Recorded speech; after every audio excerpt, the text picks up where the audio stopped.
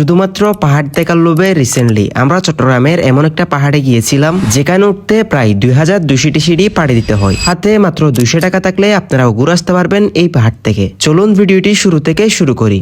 শুরুতেই চলে আসতে হবে চট্টগ্রামের একেকান মোড়ে। সেখান থেকে সীতাকুণ্ডগামী যে কোনো একটি বাসে উঠে যাবেন। ভাড়া নিবে জনপ্রতি 50 টাকা। আর যদি ঢাকা থেকে আসতে চান তাহলে চট্টগ্রামগামী বাসে উঠে সীতাকুণ্ড এসে নেমে যাবেন। আর যারা ঢাকা থেকে ট্রেনে করে আসবেন তারা সোজা সীতাকুণ্ড এসে নেমে যেতে পারবেন। যাই হোক, সীতাকুণ্ড বাজারে এসে সেখান থেকে অটো নিয়ে জনপ্রতি 20 টাকা দিয়ে চলে আসবেন চন্দ্রনাথ পাহাড়ের নিচে। গাড়ি থেকে নেমে অনেকগুলো দোকান দেখবেন। সেখান থেকে লাঠি এবং খাবারের অন্যান্য জিনিসপত্র নিয়ে নিতে পারবেন, কারণ উপরে এইগুলোর দাম অনেকটাই বেশি। এরপর সেখান থেকে হাঁটা শুরু করতে হবে। পাহাড়ে ওঠার শুরুতে একটা ঝর্ণা আছে। বৃষ্টির সময় প্রচুর পরিমাণে পানি পাবেন এই ঝর্ণাতে।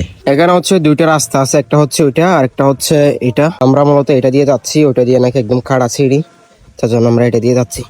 পাহাড়ে ওঠার সময় কিছু কিছু জায়গায় সিঁড়ি দেওয়া আছে। চন্দ্রনাথ পাহাড়ের উচ্চতা প্রায় 1152 ফুট। এখানে ওঠা অনেকটাই কষ্টসাধ্য, তাই একটু পরপর বসার জন্য কিছু জায়গা পাবেন। এইগুলাতে বসে রেস্ট করতে পারবেন। ওঠার সময় খুবই সতর্কতা অবলম্বন করতে হবে। প্রায় 1 ঘন্টা 30 মিনিটের মতো হাঁটার পর আমরা চন্দ্রনাথ পাহাড়ের একদম চূড়ায় এসে পৌঁছাই। উপর উঠে আপনাদের মনে হবে আপনাদের সব কষ্ট সার্থক। উপর থেকে পাহাড়ের খুব সুন্দর ভিউ উপভোগ করা যায়। সেই সাথে পাহাড় থেকে একেবারে সমুদ্রও দেখা যায়। একদম উপরে একটা মন্দির রয়েছে। পাহাড় থেকে নামার জন্য ভিন্ন একটা রাস্তা আছে। নামার সময় তেমন একটা কষ্ট হয় না। পাহাড় থেকে নেমে চাইলে এই সুন্দর ঝর্ণাতে গাবি যেতে পারেন। তাও আবার কোনো প্রকার ট্রেকিং ছাড়া যেতে পারবেন এই ঝর্ণাতে। কিভাবে যাবেন সেটা জানতে হলে আমার পূর্বের এই ভিডিওটি দেখে আসতে পারেন।